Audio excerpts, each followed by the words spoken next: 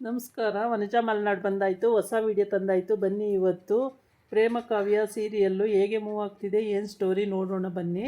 ಅದಕ್ಕೆ ಮುಂಚೆ ನನ್ನ ವೀಡಿಯೋಕ್ಕೆ ಸಬ್ಸ್ಕ್ರೈಬ್ ಮಾಡಿಲ್ಲ ಅಂದರೆ ದಯವಿಟ್ಟು ಸಬ್ಸ್ಕ್ರೈಬ್ ಮಾಡ್ಕೊಳ್ಳಿ, ಹಾಗೆ ಒಂದು ಲೈಕ್ ಕೊಡಿ.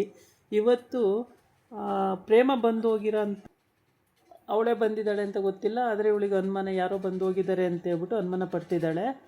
ಆದರೆ ಹಿಂದೆ ಬಾಗಿಲು ತೆಗ್ದಿರೋದ್ರಿಂದ ಯಾರೋ ಬಂದಂತೂ ಹೋಗಿದ್ದಾರೆ ಅನ್ನೋದು ಗೊತ್ತಾಗ್ಬಿಟ್ಟಿದೆ. ಕಂಪಲ್ಸರಿ ಯಾರೋ ಬಂದಿದ್ದಾರೆ ಅನ್ನೋದು ತುಂಬಾ ಇವಳು ಹುಡುಕಾಡ್ತಲಿದ್ದಾಳೆ. ಮತ್ತೆಲ್ಲ ವಸ್ತುನೂ ಅಬ್ಸರ್ವ್ ಮಾಡ್ತಿದ್ದಾಳೆ, ಎಲ್ಲಿ ಏನು ಹೋಗಿದೆ ಏನಿದೆ ಅಂತೇಳಿ. ಅಲ್ಲೋಗಿ ನೋಡ್ತಾಳೆ, ಫೋಟೋನೇ ಇಲ್ಲ ಅವಳದು. ಅವಳು ಗಂಡಂದು ಒಂದು ಫೋಟೋ ಇಟ್ಕೊಂಡಿದ್ಲು, ಆ ಫೋಟೋನೇ ಇಲ್ಲ. ಈ ಫೋಟೋ ಯಾರು ತಗೊಂಡೋಗಿದ್ದಾರೆ, ಈ ಫೋಟೋದಿಂದ ಏನು, ಈ ಫೋಟೋ ಯಾರಿಗಾರ ಸಿಕ್ಬಿಟ್ರೆ ನನ್ನ ಡೀಟೇಲೇ ಸಿಕ್ಬಿಡುತ್ತೆ ಅಂತ ಭಯ ಹತ್ಕೊಳ್ಳುತ್ತೆ ಇವಳಿಗೆ. ಈ ಕಡೆ ಬಂದು ಇವನು ಮಹಾದೇವ ತೊಗೊಂಡೋಗಿ ದಫನ್ ಮಾಡೋಕ್ಕೆ ಹೋಗಿರ್ತಾನೆ ತಾತನ್ನ. ಆದರೆ ದಫನ್ ಮಾಡೋ ಟೈಮಿಗೆ ಕರೆಕ್ಟಾಗಿ ತಾತ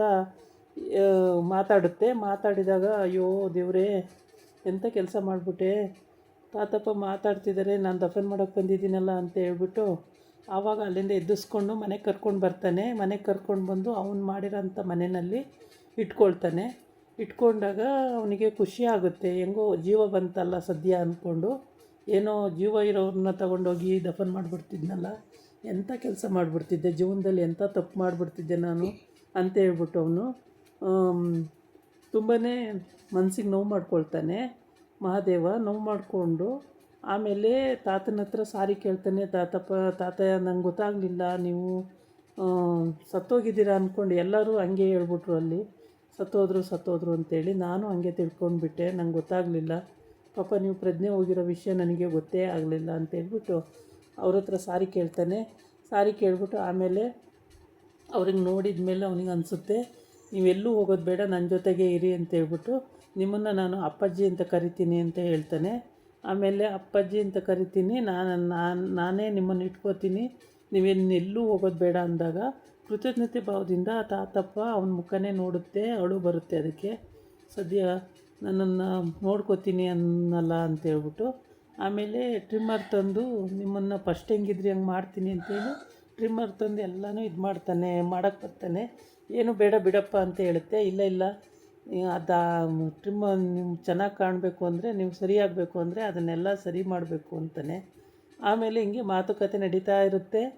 ಆಮೇಲೆ ಅವನಿಗೇನೋ ಒಂಥರ ತಾತನ ಮುಖ ನೋಡಿದ ತಕ್ಷಣ ಅವನಿಗೇನೋ ಒಂಥರ ಅಳು ಬರುತ್ತೆ. ಅಂದರೆ ನಮ್ಮ ಅಪ್ಪ ಇದ್ದಿದ್ರು ಹಿಂಗೆ ಇರೋರೇನೋ ಅಂತೇಳ್ಬಿಟ್ಟು ಅವ್ನ ಮನಸ್ಸಲ್ಲಿ ಹಂಗೆ ಅನ್ಕೋತಾನೆ. ಹುಟ್ಟಿದಾಗಿಂದ ಅವನ ಅಪ್ಪನ ನೋಡೇ ಇಲ್ಲ, ಹಾಗಾಗಿ ಅವನಿಗೆ ಭಾಳ ಫೀಲಿಂಗ್ ಆಗುತ್ತೆ.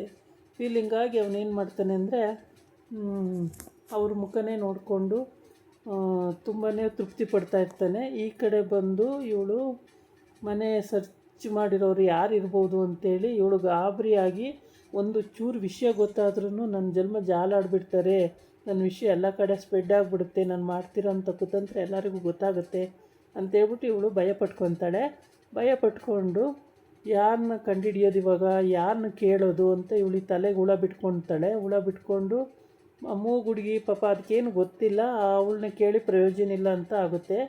ಆಮೇಲೆ ಯಾವ ಕಡೆ ಯೋಚನೆ ಮಾಡಿದ್ರು ಅವಳಿಗೇನು ಐಡಿಯಾನೇ ಹೊಳಿತಾ ಇಲ್ಲ, ಯಾರು ಬಂದಿರ್ಬೋದು ಅಂತ ಹೀಗೆ ಯೋಚನೆ ಮಾಡ್ತಾನೆ ಇರ್ತಾಳೆ.